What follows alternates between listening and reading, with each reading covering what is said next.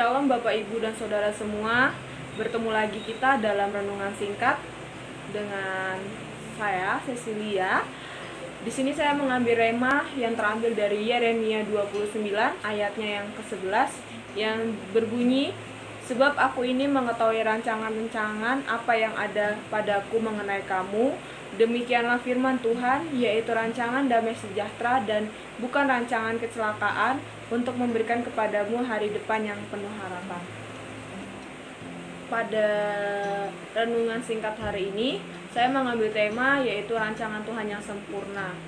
Terkadang dalam kehidupan kita menghadapi hidup yang sungkar dan tidak kita mengerti. Terkadang terbesit dalam pikiran kita bahwa mengapa itu terjadi ya Tuhan gitu. Mengapa bahwa hidup saya ini seperti ini? Mengapa Tuhan memberikan cobaan yang begitu berat buat saya? Setiap orang dapat merencanakan sesuatu yang baik untuk kehidupannya, baik untuk masa kini ataupun masa yang akan datang. Tetapi bagi orang percaya, kita meyakini bahwa hanya Tuhan yang merancang suatu kehidupan yang terbaik bagi kita. Rancangannya sempurna. Jadi kita merancang kehidupan kita sedemikian rupa, tetapi kalau Tuhan tidak berkehendak, maka itu bukan jalannya Tuhan, bukan rencana Tuhan. Jadi kita harus tetap mengandalkan Tuhan dalam aspek kehidupan kita, dalam kita melakukan aktivitas, melakukan semuanya, kita harus membawa nama Tuhan dalam kehidupan kita.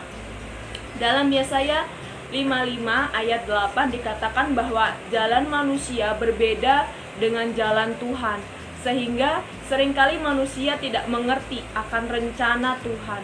Rancangan Tuhan itu sempurna adanya, sekalipun jalannya tidak terselami bagi kita, tetapi rencananya itu yang terbaik.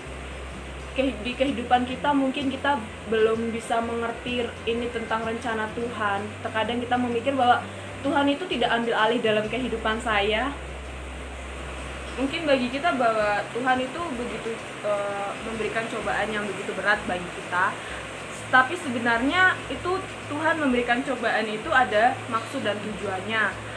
Tetapi terkadang kita belum mengerti apa maksud dan tujuan Tuhan memberikan cobaan itu. Sehingga kita harus menyelami kembali, kita harus memahami apa maksud dan tujuan Tuhan.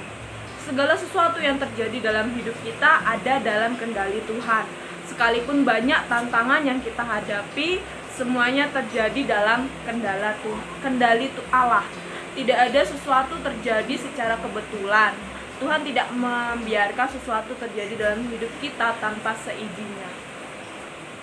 Manusia mungkin berkata bahwa kita tidak mempunyai masa depan, karena ya itu tadi, begitu banyak cobaan yang kita alamin dalam hidup, sehingga terkadang kita merasa bahwa ini titik capek dalam hidup kita, bahwa ya udah, hidup saya seperti ini aja, nggak ada kemajuan, tidak ada jalan keluar dari masalah-masalah saya. Tetapi jangan takut, karena hari depan kita terjamin dalam Tuhan. Oleh karenanya apapun yang kita alami saat ini, jangan pernah tawar hati, sebab Tuhan tahu seluruh keberadaan hidup kita. Jadi jangan pernah kita melawan kehendak Tuhan, kita menyangkal kehendak Tuhan, bahwa berpikir ini bukan rancangan Tuhan, bahwa ini rancangan saya itu yang terbaik buat diri saya. Tapi kita belum tahu rancangan Tuhan itu pasti yang lebih baik untuk diri kita sendiri, karena Tuhan tahu yang terbaik dalam hidup kita sebelum kita mengetahui itu semua.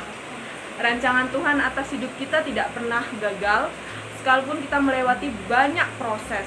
Rancangannya akan tergenapi dengan sempurna. Dalam Ayub 42 ayat 2 dikatakan, "Aku tahu bahwa engkau sanggup melakukan segala sesuatu dan tidak ada rencanamu yang gagal." Sekalipun kehidupan Ayub sempat mengalami masalah, tetapi Tuhan sanggup memulihkan Ayub dan ia mengalami suatu pengalaman yang sangat indah bersama Allah. Pastikan bahwa hidup kita selalu dalam rancangan Tuhan yang sempurna. Ayub mengalami cobaan yang sangat berat. Dia teman-temannya, bahkan istrinya sekalipun menyuruh Ayub untuk tidak lagi percaya kepada Tuhan, karena apa yang Tuhan berikan bagi Ayub kalau dia percaya itu seperti ini menurut teman-teman dan istrinya. Tapi Ayub yakin dan percaya Tuhan sanggup mengubah segala sesuatu, Tuhan sanggup menurunkan dan membangkitkan kembali Ayub, sehingga sampai saat itu Ayub akhirnya bisa bangkit kembali dan bahkan hidup dengan kelimpahan, dan Tuhan memberkati keluarga Ayub. Jadi percayalah, rancangan Tuhan atas hidup kita tidak pernah gagal. Sekalipun kita mengalami banyak proses, rencananya akan tergenapi dengan sempurna. Jika masa lalu kita terlalu suram untuk diingat, mengapa tidak segera kita alihkan memandang masa depan yang mana Tuhan sudah rancangkan dengan indah. Jadi masa lalu kita mungkin terlalu suram saat itu, jangan bisa diingat dijadikan pembelajaran, tapi kita harus memandang ke depan bahwa Tuhan sudah rancangkan dengan indah segala sesuatu. Dan dalam Roma 5 ayat 3-4 dikatakan, dan bukan hanya itu saja, kita malah bermegah juga dalam kesengsaraan kita, karena kita tahu bahwa kesengsaraan menimbulkan ketekunan, dan ketekunan menimbulkan tahan uji, dan tahan uji menimbulkan pengharapan. Jadi saya berharap bahwa kita tetap menaruh harapan kita kepada Tuhan. Kita harus tetap percaya bahwa Tuhan, rancangan Tuhan itu indah bagi kita, meskipun terkadang kita mengalami masa-masa sulit terlebih dahulu, tetapi di balik masa-masa sulit itu Tuhan sudah mempunyai rancangan yang indah, lebih indah dari rancangan kita. Jadi yakin dan percaya bahwa rancangan Tuhan lebih indah daripada rancangan kita. Tetap andalkan Tuhan dalam segala aspek kehidupan kita, jangan